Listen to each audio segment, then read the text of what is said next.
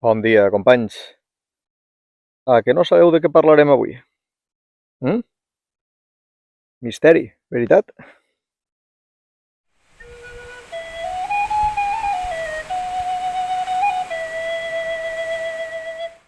Perfecte, companys. Ja veieu que us he fet spoiler, abans de la intro. Anem a parlar de sistemes de beguda. Recipients, objectes en els quals podem portar beguda, entengues aigua, encara que també pot ser algun tipus de menjar líquid, val? A la muntanya, a les nostres excursions. Ja heu vist que tinc un desplegament així impressionant de coses. Vos parlaré de cada una d'elles, vos diré els meus pensaments, pros, contres, i vos diré què és el que jo, al final per defecte, sol portar sempre. Val? Perquè una cosa són el que puguem veure engelat a casa i això és millor, allò és pitjor, i l'altra cosa és la que al final ens acabem ficant a la motxilla i que sols altres opcions usaríem en casos de supervivència real. Per tant, es començaré dels més senzills o tradicionals fins als que jo considero més òptims i encara així veurem les circumstàncies, els escenaris i com podem aprofitar les virtuts de cada un d'estos recipients. Us heu donat compte com m'he canviat de cantó? Vaig aprenent, la il·luminació, el so. Mireu, avui porto el micro així a la Gomarella, a la Monica. Suposo que així s'escoltarà fatal, però intentaré tindre els dos pamets, que és el que he vist que és ideal. Molt bé, comencem. Si hem de començar del més senzill, pensant-lo com el que avui en dia tenim més a la mà, òbviament és això. Vos en riureu, no?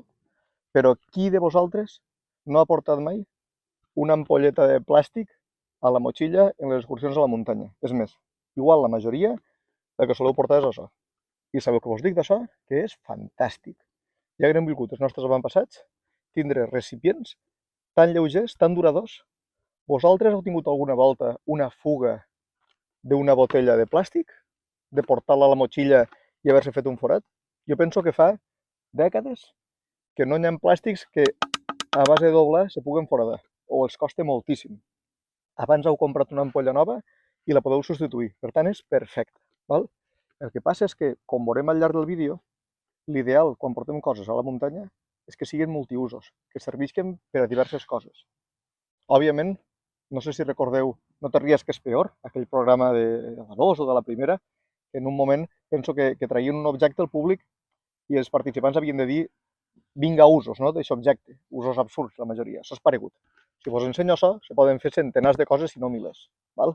Però a priori, per el que és el tema de alimentació, ferramentes de tall, vestit, és més escàs, no? Se pot tallar, se poden fer recipients, inclús unes sabates, mil coses, val?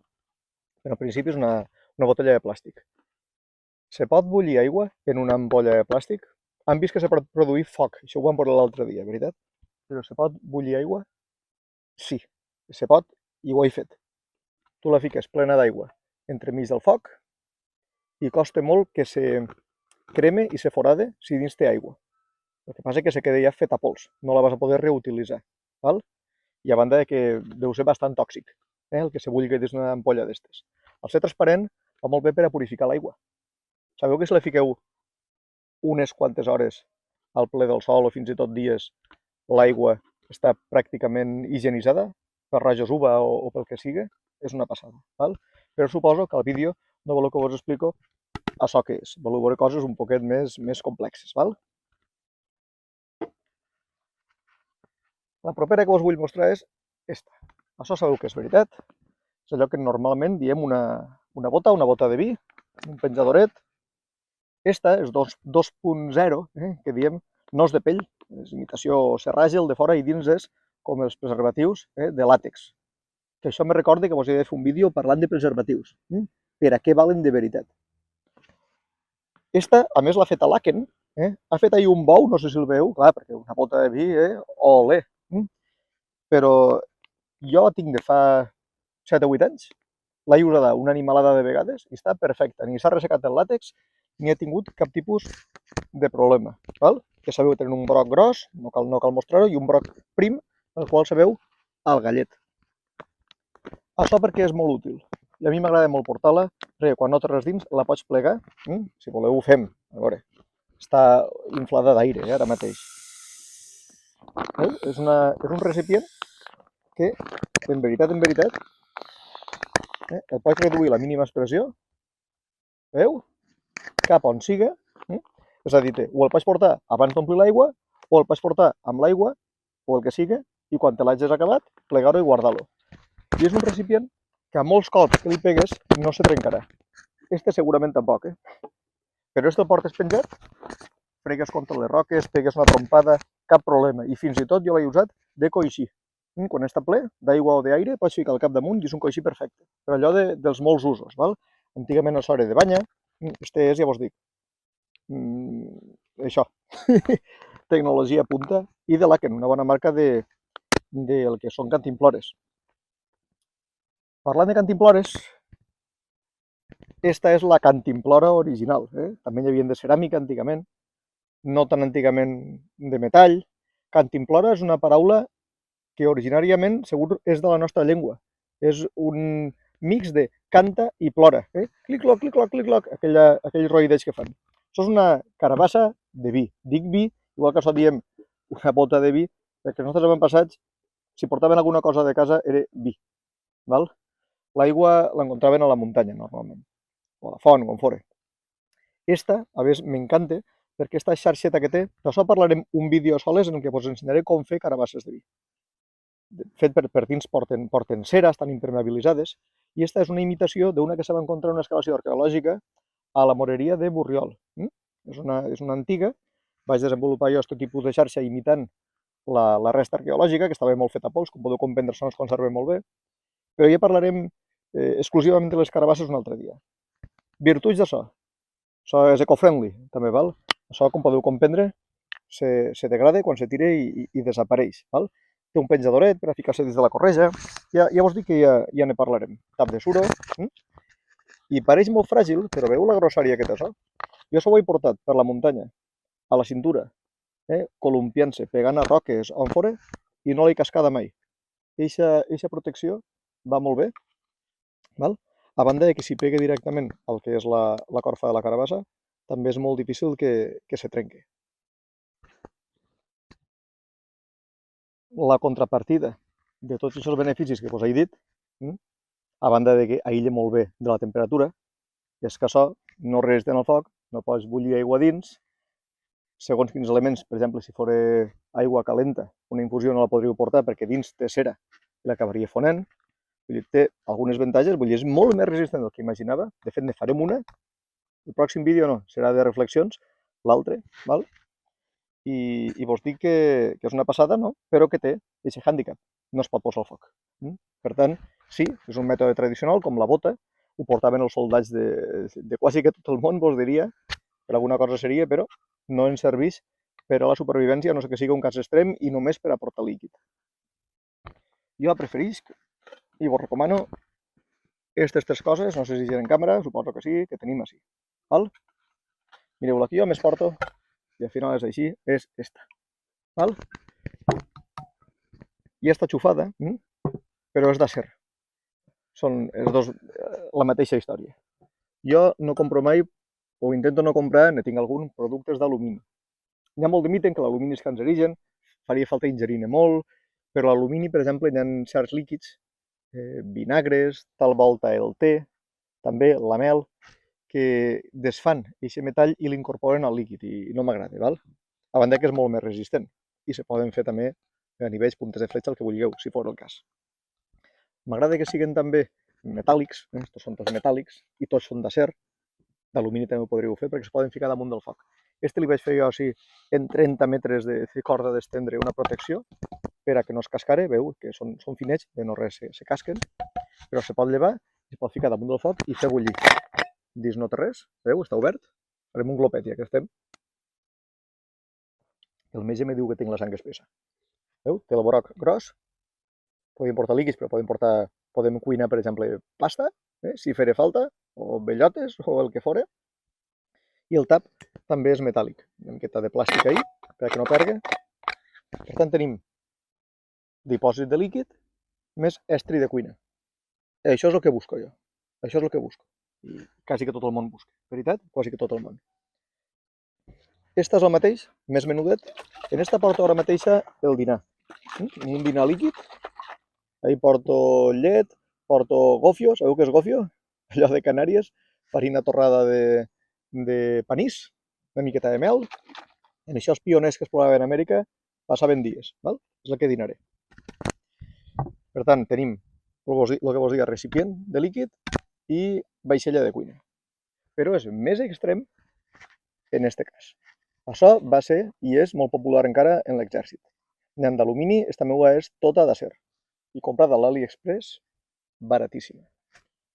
Tenen este tipus de vestimenta perquè no reflexa la llum, per a mullar-lo i estar més fresquet el de dins, en teoria, val? Però és un clàssic. És un clàssic dels clàssics. Mireu.